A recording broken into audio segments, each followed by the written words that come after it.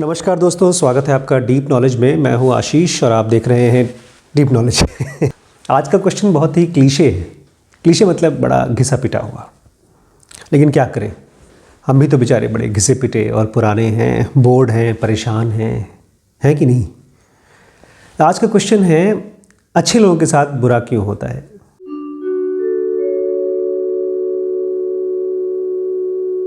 इस पे ढेर सारे वीडियोस आपने देखे होंगे, एक और देख लीजिए। सबसे पहली बात तो आपको ये समझना है कि इस दुनिया में कोई अच्छे या बुरे लोग नहीं होते। ऐसा आपको लगता है, उसके लक्षण भी हैं, सच बोलने वाले या ईमानदार, इस टाइप के लोग आपको लगते होंगे अच्छे, लेकिन ये लोग खाली अच्छे नहीं हैं। ये लोग अच्छे प्लस नहीं माइनस समथिंग।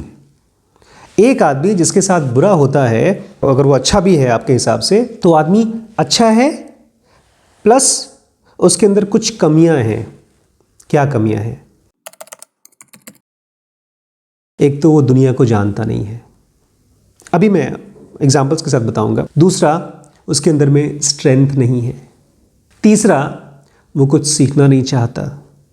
चौथा, उसको लगता है उसकी अच्छाई की वजह से दुनिया उसको हेल्प करेगी, आगे बढ़ाएगी।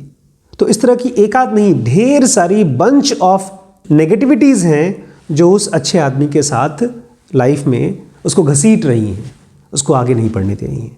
और वाइस वर्सा, अगर कोई आदमी आपके हिसाब से बुरा है और वो सक्सेसफुल है अपनी लाइफ में, उसके साथ सब कुछ अच्छा हो रहा है, तो वो एक एस्पेक्ट अभी ठीक नहीं कर पाया है अपनी बुराई को, लेकिन उसने चालाकी सीख ली है, मैनिपुलेशन सीख लिया है और ढेर सारी चीज़ें सीख ली हैं, जिसकी वजह से शायद उसको टेम्पररी कुछ रिजल्ट आ रहा है। पता नहीं कब तक आएगा, लेकिन आ रहा है। अब दूसरी पॉइंट थोड़ा सा मुश्किल है दोस्तों। इसमें आप लोग कहेंगे मैं थियरी पढ़ाता हूँ, लेकिन थियरी बहुत ज़रूरी है।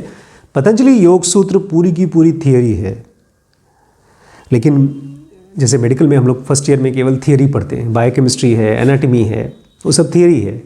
बाद में चलकर ये सब प्रैक्टिकल बनता है जब हम पेशेंट्स देखते हैं। दूसरा पॉइंट ये है कि ये दुनिया जिसको आप जी रहे हैं, ये कोई फिक्स्ड रूल्स से बनी हुई दुनिया नहीं है। ये एक फ्लक्स है, और बहुत ही एडवांस्ड फ्लक्स मतलब मूवमेंट, जिसको ऋषि मुनियों ने माया जाल कहा है। लेकिन ये माया जाल ऐसा नहीं है जैसे समुद्र पे लहरें गिरती हैं, उड़ती उड़ती गिरती रहती हैं, उसका कोई मतलब नहीं निकलता। इस दुनिया का, इस माया जाल का बहुत स्पेसिफिक प्लानिंग है।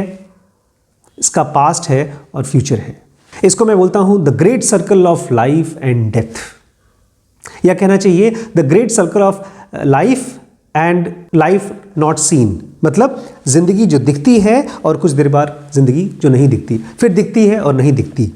इसको मैं समझाता हूँ। देखिए, मैंने शायद कुछ दिन पहले भी आपको ये जिक्र किया है कि डिवाइन फ्रैगमेंट मतलब हमारे अंदर में जो आत्मन है, ये अज्यूम तो करना पड़ेगा दोस्तों, जो उस अच्छे आदमी में भी है और जो सो कॉल्ड कम अच्छे आदमी में भी है, वो डिवाइन फ्रैगमेंट पहले आती है सुवह में, फिर भुवह में, फिर भू में। ये सबसे पहला पॉइंट सुवह, जब वो डिवाइन फ्रैगमेंट घुसती है, वो दुनिया का सबसे अच्छा पीरियड है। वहाँ पर सब कुछ खूबसूरत, सब कुछ अच्छा, सब कुछ ईमानदार और सब कुछ सोचने भर से हो जाता है। और उसके बाद इस दुनिया में धीरे धीरे जब डिवाइन फ्रैगमेंट अंदर आती है, एक पॉइंट तक पहुंचती है, सुवह से भुवह, भुवह से भू के लास्ट पॉइंट तक। तो ये एक डाउनवर्ड आर्क है। इसके बाद ये पूरा का पूरा एक्सरसाइज फिर से वापस जाता है। डिवाइन फ्रैगमेंट वापस जाती है लास्ट पॉइंट से भू, भू से भुवह और भुवह से सुवह, और फिर वापस। ये हर एक एंटिटी को, हर एक डिवाइन फ्रैगमेंट को, चाहे वो अच्छा इंसान हो चाहे बुरा इंसान हो, उसको क्रॉस करना ही करना है। लेकिन इस पूरे मूवमेंट का, और ये खाली आदमी नहीं करते, ये पूरा का पूरा ब्रह्मांड करता है। ये पूरी एग्जिस्टेंस वहाँ से आती है, क्रिएशन में से एंटर करती है, और यहाँ सुवह से भुवह, भुवह से भू, और फिर वापस जाती है। और इस पूरे गेम के रूल्स हैं। जब पहली बार एक डिवाइन फ्रैगमेंट घुसती है सुवह में, तो डिवाइन फ्रैगमेंट का मतलब हमारे आत्मन का हमारे शरीर पर बहुत ज़्यादा कंट्रोल होता है, क्योंकि केवल एक शरीर होता है हमारे पास, इलेक्ट्रॉनिक बॉडी। फिर कई कई जन्म, कई कई साल, करोड़ों साल बीत जाते हैं, फिर आता है भुवह, तब दो बॉडीज़ आ जाती हैं।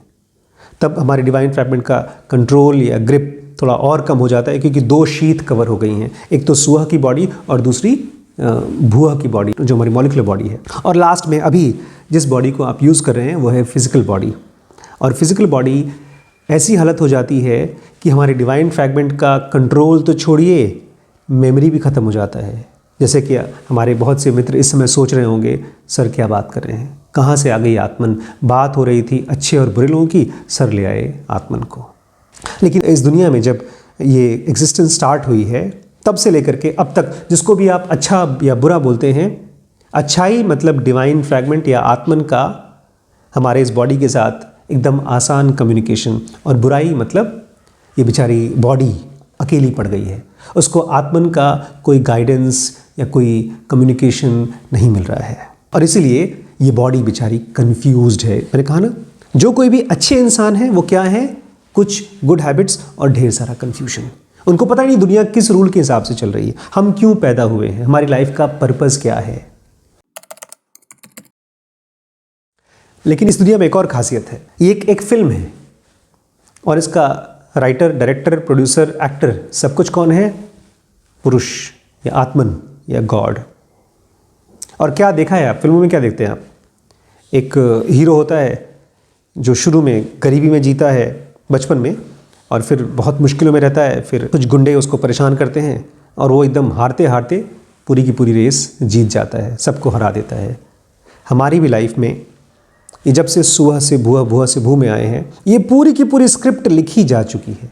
इसीलिए तो रामायण जैसी जो किताबें हैं वो लिखी जा चुकी थी पहले ही, राम के पैदा होने से पहले लिखी जा चुकी थी। इसका मतलब ये है कि आपकी लाइफ हो या आपके घर में किसी और की लाइफ हो या किसी इंसान के लिए जिसके लिए आप बहुत रो रही हैं, परेशान हो रही हैं, उसकी लाइफ है, उसकी स्क्रिप्ट पहले से लिखी जा चुकी है। क्या लिखी जा चुकी है कि उसकी डिवाइन फ्रैगमेंट, उसकी आत्मन जीतेगी। यही तो कृष्ण अर्जुन से बता रहे हैं, अर्जुन तू परेशान मत हो, धर्म ही हमेशा जीतेगा, सत्यमेव जयते, सत्य ही जीतेगा। और झूठ कभी, झूठ सत्य के सामने है ही नहीं। जैसे अंधेरा लाइट के सामने नहीं है, ऐसे ही झूठ सत्य के सामने नहीं है। इसलिए जितनी भी परेशानी आए, कितनी भी मुश्किलें आए, आप जान लीजिए ये क्वेश्चन अच्छाई और बुराई का नहीं है, ये क्वेश्चन है कन्फ्यूजन का और आपकी डिस्कवरीज का। हमारे बड़े फेवरेट हीरो हैं जिनको हम पूछते हैं, भगवान राम, वो कितने अच्छे आदमी थे, लेकिन उनके साथ कितना बुरा हुआ। बचपन से ही वनवास हो गया और जब वापस आए फिर उनकी वाइफ सीता जी ने उनको छोड़ दिया, उनके बच्चे बचपन से ही उनके साथ नहीं रहे, और जब सीता मिली तो उन्होंने जल समाधि ले ली। लाइफ बड़ी अजीब नहीं लगती है आपको राम की? राम का कैरेक्टर बहुत ख़ास है, वो हमारा और आपका कैरेक्टर। आपको पता है ना, जब ये रामायण शुरू हुआ था तो रावण ने ढेर सारे ताकत मांगे थे कि कौन कौन से लोग मुझको ना मार सकें, देवी देवता, किन्नर और पता नहीं कौन कौन से सभी स्पेशलिस्ट लोगों का नाम जिक्र कर दिया था, एक नाम भूल गया था और वो है कॉमन मैन। तो राम हमारी और आपकी तरह ही कॉमन मैन है। बेचारे राम भी स्ट्रगल कर रहे हैं, अच्छे इंसान होने के बावजूद उनके साथ बुरा बुरा हो रहा है। लेकिन इसमें एक पॉइंट आप मिस कर जाते हैं, इस पूरे प्रोसेस में राम एनलाइटेंड हो गए थे। मैंने ज़ेनो का बेसिक और एडवांस कोर्स में काफ़ी डिटेल में कवर किया है कि कैसे एक कॉमन मैन एनलाइटेंड हो सकता है। तो जिसको आप पूछ रहे हैं कि दुनिया में अच्छे इंसान के साथ बुरा क्यों होता है, तो ये जो राम है इनके साथ बुरा क्यों हुआ, ये गलत क्वेश्चन है। जब हम ये पूछते हैं कि राम इस लाइफ के गेम में हार रहे थे, हार रहे थे, हार रहे थे, ऐसा क्यों?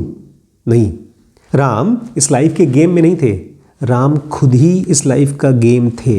राम ने कोई ऐसी चीज़ खोजी जिसके बाद उनके लिए जीतना हारना ख़त्म हो गया। सेल्फ रियलाइजेशन, आत्मज्ञान या जो कुछ भी कह दीजिए, उसके सामने कोई भी फिजिकल जॉय टिकता नहीं है। बड़ी सिंबॉलिक है ये कहानी रामायण की। जिस तरह से राम ने अपना घर छोड़ दिया, वनवास ले लिया, ठीक ऐसे ही हम भी अपना घर छोड़ देते हैं, क्रिएशन छोड़ देते हैं, जो हमारा डिवाइन फ्रैगमेंट का अपना घर है, और वहाँ से निकल के हम वनवास में आ जाते हैं। ये फिजिकल वर्ल्ड, चाहे सुआ हो, चाहे भुआ हो, चाहे भू हो, ये हमारे लिए वनवास है। और जो इंसान इस चीज़ को नहीं देख पाता, ऐसा धरती पे एक भी आदमी नहीं है जो वनवास में ना हो। आप वॉन्डर कर रहे हैं, आप कंफ्यूज्ड हैं, चाहे आपके साथ अच्छा हो रहा हो चाहे ख़राब, आप ये भूल रहे हैं कि आपका यहाँ पर आने का पर्पस क्या है। आप यहाँ पर केवल एक और एक चीज़ जानने के लिए आए हो कि ये दुनिया एंजॉय करने वाली चीज़ नहीं है, ये दुनिया ही आप हैं। और इस दुनिया में कोई भी ऐसी चीज़ नहीं है जो आपको फुलफिल कर सके, खुश कर सके, एनलाइटन कर सके। जो कुछ भी यहाँ से मिल रहा है उन सब से ज़्यादा इम्पॉर्टेंट गहरी चीज़ आपको अपने अंदर पानी है, खोजना है। लेकिन दोस्तों एक बहुत अच्छी न्यूज़ है, वर्स्ट पॉइंट इस यूनिवर्स का ख़त्म हो चुका है। उसको ज़िनोगा में हम लोग नादिर के नाम से जानते हैं। जो सबसे अच्छा पॉइंट था जब डिवाइन फ्रैगमेंट एग्जिस्टेंस में घुसी थी, वो पॉइंट था जब आत्मन हमारा मालिक था, सबसे ताकतवर था। और वर्स्ट पॉइंट वो था नादिर पॉइंट, जो बुआ के एकदम एंड में था। वो उस समय हमारी फिजिकल बॉडी इतनी ब्रूटल, इतनी भारी, इतनी मोटी थी कि हम सब के सब केवल एनिमल्स थे। हम कुछ कर ही नहीं सकते थे, केवल जानवर की तरह अपने आप को सर्वाइव कराते थे। दुनिया में जो भी वर्स्ट आप सोच सकते हैं वो सब उस पॉइंट में था। लेकिन वो पॉइंट ख़त्म हो चुका है। तकरीबन 1 लाख साल पहले हमने उस पॉइंट को छोड़ दिया है। और अब हम जिस पॉइंट पर हैं बहुत ही क्रिटिकल पॉइंट है। इस पॉइंट में धीमे धीमे हमको डिवाइन फ्रैगमेंट के मैसेजेस और उसकी हेल्प मिलना शुरू हो गई है। ये जो मैं आपको बता रहा हूँ, ये सब मैं आपको नहीं बता रहा हूँ, ये मुझे मेरी डिवाइन फ्रैगमेंट ने हेल्प किया है डिस्कवर करने में, खोजने में। मैं भी आप ही की तरह कंफ्यूज और परेशान था, लेकिन जब अब डिवाइन फ्रैगमेंट मुझे बहुत हेल्प कर रही है, हर रोज़ सुबह शाम। लेकिन इसके लिए एक बहुत ख़ास कंडीशन है दोस्तों, जब तक वो नहीं पूरी होगी तब तक इस गेम में आप जीत नहीं सकते। उस कंडीशन को कहते हैं divine fragment could if physical body would. जितनी फ्री हमारी डिवाइन फ्रैगमेंट है उतनी ही फ्री हमारी फिजिकल बॉडी भी है। और ये वो जंक्चर है जहाँ पर डिवाइन फ्रैगमेंट इतनी जल्दबाजी में नहीं है। अभी भी हमारे और आपके हाथ में ये चॉइस है कि हम चाहें तो ये फिजिकल वर्ल्ड का गेम, इस प्लेजर्स का गेम, मौज मस्ती का गेम, सेक्स का, खाने का और दुनिया के साथ पावर प्ले खेलने का गेम हम खेलते रहें, कई कई जन्मों तक खेलते रहें। ये हमारे पास चॉइस है। या तो हमारे पास ये भी चॉइस है कि हम इस दुनिया को प्रोब कर सकें, घुस सकें, देख सकें, डिस्कवर कर सकें और जिस दिन चाहें उस दिन फ्री हो सकें। फिजिकल बॉडी अभी भी बाहर इंटरेस्टेड है फिजिकल वर्ल्ड के प्लेजर्स में। लेकिन अगर आपको हल्का सा भी डाउट हो गया है कि डिवाइन फ्रैगमेंट होता है, तो वो डाउट आपको हेल्प करेगा वापस जाने में, फ्री होने में। लेकिन उसके लिए आपको बनना पड़ेगा डिवाइन लर्नर, सीखने वाला। इसलिए जितने भी गुरुज हुए हैं, जैसे पतंजलि योग सूत्र शुरू कैसे होती है आप कभी देखिएगा, आपके पास जो भी कॉपी हो उसमें देखिएगा। उन्होंने कहा अब ये जानकारी, अब ये नॉलेज, अब ये सूत्र मैं तुमको दे सकता हूँ क्योंकि तुम इनिशिएटेड हो। इनिशिएटेड मतलब अब तुम शिष्य हो, अब तुम सीखने को तैयार हो। कौन होते हैं जो शिष्य होते हैं? जिनके लिए सबसे इंपॉर्टेंट होता है डिवाइन नॉलेज, डिवाइन एक्सपीरियंस। उसके लिए अपनी पूरी जी जान डेडिकेट कर देते हैं। हम लोग तो आपको कोर्सेज कराते हैं, लेकिन एक शिष्य वो होता है जो अपना तन मन धन सब कुछ न्यौछावर कर देता है।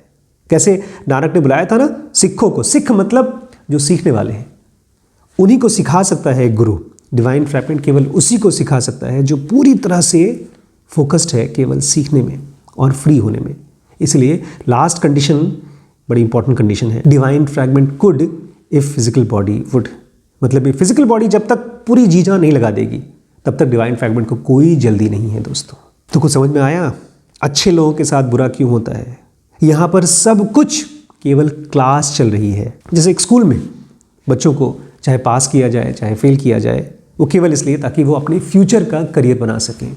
ऐसे ही इस दुनिया में चाहे आपके अच्छे एक्सपीरियंसेस हों, चाहे आप सक्सेसफुल हो रहे हों, चाहे फेल हो रहे हों, चाहे आप अंदर से ईमानदार हों चाहे बेईमान हों, इससे कोई फ़र्क नहीं पड़ता। आपके सारे एक्सपीरियंसेस इसलिए आ रहे हैं ताकि आप फ्री हो सकें। एक अंगुलीमाल को भी लाइफ ट्रेन कर रही है, ठीक वैसे ही जैसे एक बुद्ध को कर रही है। तो आप देख पाएंगे कहीं ना कहीं अच्छाई और बुराई केवल हमारी नज़रों में है। लाइफ की नज़रों में तो केवल डिवाइन फ्रैगमेंट है और फ्रीडम है, और बाकी सब चीज़ गैर ज़रूरी है। दोस्तों क्या समझ में आया? अब आपकी लाइफ कैसे बदलती है? आप कैसे इंसान हैं? लिख कर दीजिएगा मुझे, कमेंट करके बताइएगा आप कैसे इंसान हैं। आपके साथ क्या अच्छा हुआ, नहीं अच्छा नहीं बुरा क्या हुआ, लेकिन उससे भी इम्पॉर्टेंट उस एक्सीडेंट से, उस दुर्घटना से आपने क्या सीखा। एक बार आप सीखने को तैयार होंगे तब सिखाना मुश्किल नहीं है। खैर, अगर आप सीखना चाहते हैं तो ये व्हाट्सएप का नंबर है, ज़िनोगा बेसिक एडवांस कोर्स और WBX, ये दोनों कोर्सेज ज़रूर ज्वाइन करिए। बाकी सब भले ना करिए, लेकिन ये दोनों को ज़रूर ज्वाइन करिए। ये लाइफ का पर्पज़ है, लाइफ का गोल है। एक तरफ आपको स्पिरिचुअलिटी को कोर से समझना है, और दूसरी तरफ आपके अंदर में जो भी फाइनेंशियल या किसी भी तरह की कमी है जो आपको रोक रही है इस स्पिरिचुअल जर्नी में आगे चलने के लिए, उसको ख़त्म करना है, तो उसके लिए WBX करना ही करना है दोस्तों। ठीक है, ज़ेनो विले हम लोग बना रहे हैं, जिसमें आप हमारे साथ आकर के टाइम स्पेंड कर सकते हैं। आपके सपोर्ट की ज़रूरत है। Thank you.